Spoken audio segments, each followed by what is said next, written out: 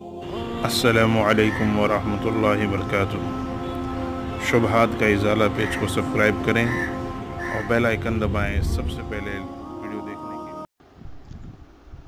बिस्मिल्लाहिर्रहमानिर्रहीम। क़िस्त नंबर 756। उलमाए सू आलमी शुरा की वार्निंग। नबियों वाली दावत।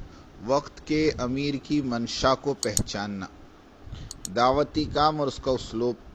अल्हम्दुलिल्लाह अल्हम्दुलिल्लाहि वहदा वस्सलातु वस्सलामु अला मन ला नबिय्य बअदह।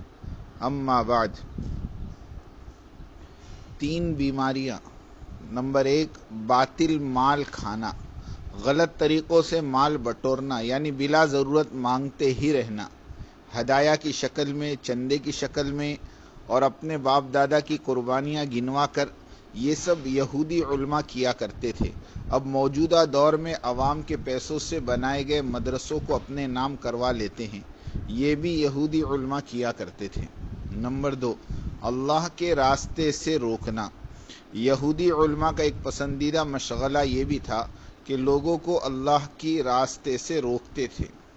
यहूदियों के एजेंडे पर चलने वाली फितने खबीसा पाकिस्तानी आलमी शुरा वाले अवाम को आलमी मरकज़ निज़ामुद्दीन जाने से रोकते हैं। मौलाना इब्राहिम साहब देवला ने ज़िम्मेदार साथियों से कहा था कि अभी तो हम दारुल उलूम देवबंद को बीच में डाले हैं। मौली साद साहब अगर बाज न आए तो फिर हम हुकूमत को इस्तेमाल करेंगे। अभी मौलाना ज़िंदा है, कसम देकर पूछ लो, कहा था कि नहीं कहा था? यकीनन कहा था, और दोनों हरबे इस्तेमाल भी किए गए। लॉकडाउन जब से शुरू हुआ उस वक्त से लेकर आज तक शुराइयत की यही कोशिश है कि मरकज़ निज़ामुद्दीन किसी तरह खुलने ना पाए। 6 हफ्ते कबल मरकज़ खुला और मगरिब की अजान दी गई और दूसरे दिन फिर मरकज़ बंद कर दिया गया इंजेक्शन ऑर्डर के ज़रिए, और आज तक बंद है। हुकूमत के पास सब कुछ कागजात मौजूद है, एक एक ईंट जगह लीगल तौर पर मरकज़ की है, मगर देवला और लाट साहिबान पैसे के ज़ोर पर सब कुछ कर डालते हैं। अफसोस तो ये है कि किसी को मरकज़ बंद रहने पर फ़िक्र ही नहीं। अपनी दुकान और कारखाना बंद हो जाए तो सबकी नींद उड़ जाती है। अल्लाह को क्या जवाब दोगे? नबियों वाली दावत। वैसे दावती काम को किसी चीज़ की ज़रूरत नहीं।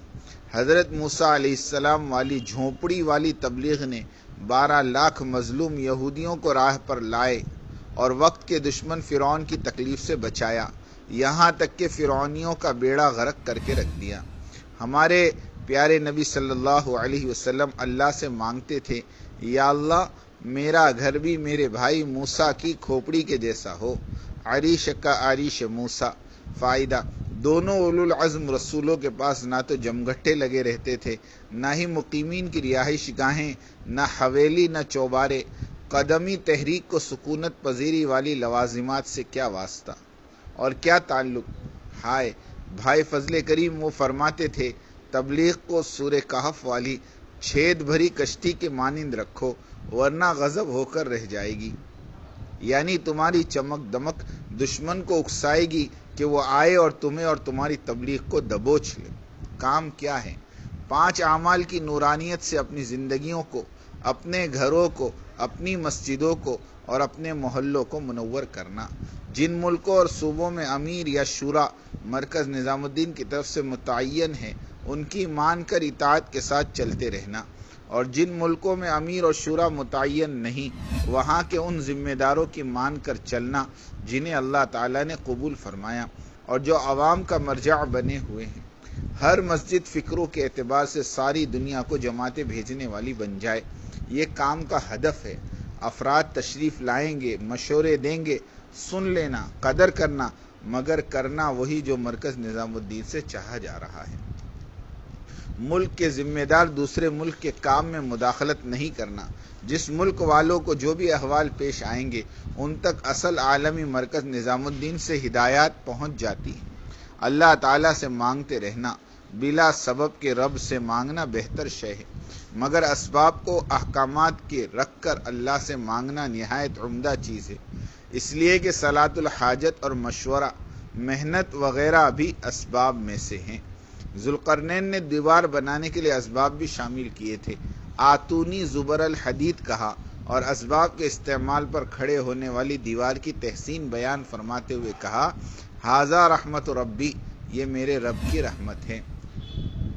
2 رکعت نماز سے کام بنتے ضرور ہے، مگر نماز بھی تو ویسی نماز ہو، ہماری پلاسٹک والی نماز حقیقی نماز بن جائے۔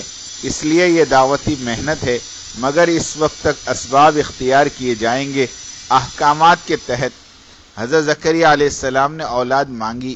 جب دیکھا کہ بیوی مریم بنا موسم کے پھل کھا رہی تھی تو عرض کیا، اے میرے رب، میں بھی بوڑھا، میری بیوی بھی بانجھ، بنا موسم کے بیٹا پایا علیہ السلام۔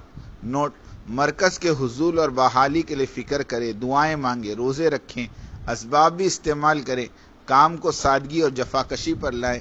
صدیق اکبر نے اونٹ کے ساتھ رسی لینے پر بھی ڈٹ گئے، اس لیے کہ آج اگر رسی گئی تو کل کچھ اور جائے گا۔